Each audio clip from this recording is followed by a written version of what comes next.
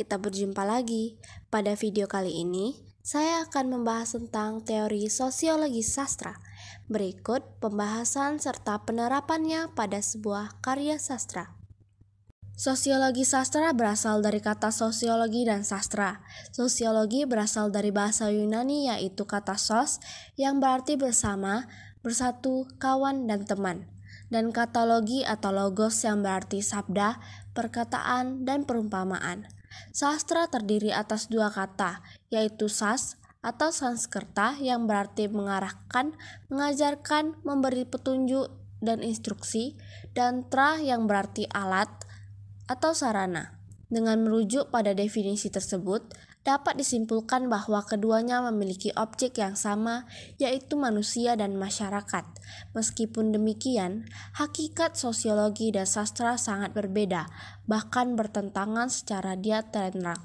Sosiologi adalah ilmu objektif kategoris yang membatasi diri pada apa yang terjadi dewasa ini, atau das Sein, bukan apa yang seharusnya terjadi atau das Sollen. Sebaliknya, karya sastra bersifat evaluatif, subjektif, dan imajinatif. Pengertian sosiologi sastra sendiri adalah pemahaman terhadap karya sastra dengan mempertimbangkan aspek-aspek kemasyarakatannya. Ratna menjelaskan bahwa sosiologi sastra itu menggabungkan dua disiplin yang berbeda, yaitu sosiologi dan sastra. Dalam sosiologi sastra, yang mendominasi jelas teori-teori yang berkaitan dengan sastra, sedangkan teori yang berkaitan dengan sosiologi berfungsi sebagai komplementer. Teori sosiologi yang dapat menopang analisis sosiologis adalah teori-teori yang dapat menjelaskan hakikat, fakta-fakta sosial, karya sastra sebagai sistem komunikasi, khususnya dalam kaitannya dengan aspek-aspek intrinsik. Sosiologi sastra dapat meneliti sastra sekurang-kurangnya melalui tiga perspektif. Pertama, perspektif teks sastra, artinya peneliti menganalisis sebagai sebuah refleksi kehidupan masyarakat, dan sebaliknya, teks biasanya dipotong-potong, diklasifikasikan, dan dijelaskan makna sosiologisnya. Kedua, perspektif biografis, yaitu peneliti menganalisis pengarang. Perspektif ini akan berhubungan dengan life story seorang pengarang dan latar belakang sosialnya. Ketiga, perspektif reseptif, yaitu peneliti menganalisis penerimaan masyarakat terhadap teks sastra. Ada hal tentang gambaran penelitian sosiologi sastra antara lain. Pertama, penelitian sosiologi sastra dalam kaitannya dengan keberadaan teks sastra dan pembacanya.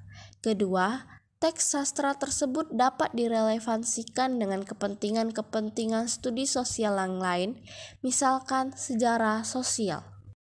Pada kali ini kita akan mengkaji aspek sosial atau menelaah sosiologi sastra dalam novel Orang-Orang Proyek karya Ahmad Tohari. Yang pertama, etika. Pada teks, padahal Kabul tidak atau belum siap berubah pandangan terhadap dia. Kalau tidak memakai, rasanya tak enak. Pantaskah uluran tangan seorang teman yang sudah sekian lama bekerja sama disepelekan? Dalam kutipan di atas ditunjukkan sikap tokoh Kabul yang menjaga sopan santun terhadap teman perempuannya yang memberikan baju, sarung, sajadah, dan kopiah untuk salat Jumat. Tokoh Kabul tersebut berusaha menjaga etika dengan sesama manusia. Contoh etika yang kedua yaitu terdapat pada teks, "Wat, maaf, aku mau pergi. Ada janji dengan Pak Tarya untuk makan pagi di rumahnya. Nah, bagaimana bila kamu ikut sekalian?" "Tapi aku tak diundang kan?" Mata Wati membiaskan keraguan atau kecewa. Kutipan di atas menunjukkan percakapan tokoh Wati dan Kabul. Ketika Wati datang, Kabul yang hendak pergi bersikap sopan dengan mengajak tokoh Wati untuk ikut. Tokoh Wati pun menunjukkan etika yang baik ketika diajak oleh tokoh Kabul. Yang kedua, keadaan ekonomi. Terdapat pada teks, penduduk setempat menganggap proyek itu dambaan lama yang mulai terwujud. Atau, dan ini sangat mungkin, tontonan saja. Maka semuanya gembira.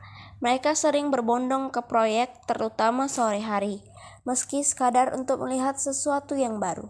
Semua orang merasa mendapat hiburan atau harapan, kecuali Paman Marta Satang, lelaki yang sudah belasan tahun mengoperasikan rakit penyeberangan dekat tapak proyek. Yakin mata pencahariannya akan hilang bila jembatan sudah selesai dibangun. Untung, kesedihan Paman Marta Satang sedikit berkurang karena anak lelakinya bisa ikut bekerja sebagai kuli batu.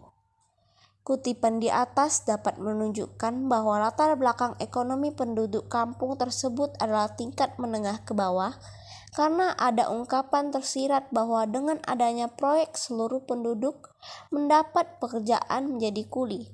Hal itu bisa dilihat dari kalimat untung kesedihan Paman Marta Satang sedikit berkurang karena anak lelakinya bisa ikut bekerja sebagai kuli batu proyek. Itu menunjukkan bahwa selama ini memang penduduk di desa tidak memiliki pekerjaan tetap. Contoh keadaan ekonomi yang kedua yaitu pada teks, bukan itu yang menyebabkan aku ingin menangis. Aminah mengingatkanku akan biungnya. Ya, biungku dan Samad. Agar bisa menyekolahkan kami, biung tidak pernah menanak nasi, tetapi oyek, semacam tiwul. Biung kami juga bertani kecil-kecilan sambil jualan kelanting dan gembus. Jadi aku, juga Samad adikku adalah insinyur gembus, insinyur oyek, tidak lebih.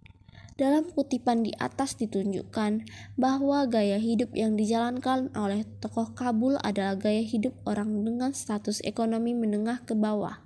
Namun, pendidikan sedikit demi sedikit membuat mereka dapat memenuhi segala kebutuhan hidup. Latar belakang ekonomi rendah yang dimiliki oleh tokoh Kabul membuat dirinya tetap rendah hati. Yang ketiga, cinta kasih. Pada teks, dan ia pun langsung ke kamar mandi. Selama membersihkan diri, Kabul teringat perangkat salat yang wangi itu. Siapa yang menaruh di sana? Kabul tahu jawabannya yang pasti benar. Wati. Tulisan di sana cukup menjelaskan semua. Dan agaknya Wati sudah pulang. Tapi kok nganyar-anyari? Jumat-Jumat sebelumnya Wati tidak pernah peduli apakah Kabul pergi salat atau tidak. Dalam kutipan di atas ditunjukkan sikap perhatian tokoh Wati terhadap tokoh Kabul, yaitu dengan memberikan perangkat salat sebagai bentuk cinta kasih yang dimiliki tokoh Wati. Dengan begitu, sudah bisa diketahui bahwa tokoh Wati memiliki perasaan suka terhadap tokoh Kabul. Contoh aspek cinta kasih yang kedua terdapat pada teks. Dia bangkit dan masuk kamar. Di sana dia mendapati anaknya tergolek tidur sendiri. Ibunya di kamar mandi. Wajah bocah ini tampak begitu tenang.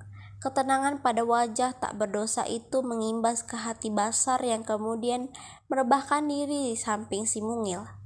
Dari kutipan di atas, dapat dilihat bahwa tokoh Basar memiliki aspek sosial yaitu cinta kasih terhadap anak dan istrinya.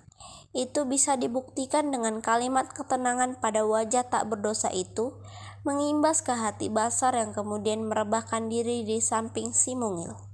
Yang keempat, ketaatan beragama. Pada teks, namun semoga Gusti mengampuni mereka. Ya Kang, tangkap Kabul. Gusti maha luas ampunannya. Lagi pula mereka anak-anak yang malang. Anak-anak yang harusnya masih belajar tapi terpaksa harus bekerja. Kutipan tersebut menunjukkan bahwa tokoh Kabul meyakini bahwa ampunan Tuhan tetap ada. Hal itu merupakan bukti kepercayaan tokoh Kabul terhadap agama dan Sang Pencipta. Itu menunjukkan aspek sosial dengan latar belakang agama. Contoh ketaatan beragama yang kedua yaitu pada teks, begitulah Pak Kabul, kata Baldun penuh percaya diri. Karena bantuan yang kami minta ditujukan untuk merenovasi masjid, kami percaya Pak Kabul akan mengabulkannya. Kebetulan Anda insinyur Kabul, maka bolehlah saya punya keyakinan permohonan kami akan terkabul. Kutipan di atas menunjukkan bahwa penduduk di kampung tersebut memiliki rasa peduli yang tinggi terhadap tempat ibadah, sehingga mereka meminta bantuan untuk merenovasi masjid yang ada. Hal itu bisa digolongkan sebagai aspek sosial ketaatan beragama. Yang kelima ada latar belakang pendidikan. Pada teks, Kabul hanya bisa tersenyum. Diam-diam dia mengaku kalah. Atau Kabul sering harus mengalah pada keinginan anak-anak muda itu yang di matanya adalah bagian generasi korban zaman. Zaman salah urus menyebabkan hak anak-anak itu untuk mendapat pendidikan yang cukup tak pernah terwujud. Kutipan di atas menunjukkan bahwa penduduk yang bekerja sebagai kuli proyek tidak memiliki pendidikan yang layak, bahkan mereka terpaksa meninggalkan pendidikan demi mencari uang untuk memenuhi kebutuhan sehari-hari. Contoh latar belakang pendidikan yang kedua yaitu pada teks. Yang benar, itu adikku, Saman, datang kemarin sore. Dia mau pamer karena sudah lulus, insinyur hidro. Jadi di sini saat ini ada 3 orang dari satu alma mater. Kamu, aku, dan adikku.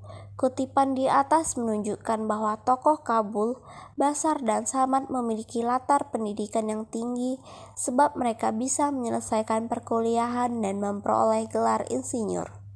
Sekian video penjelasan hari ini. Sampai jumpa di video selanjutnya. Bye-bye.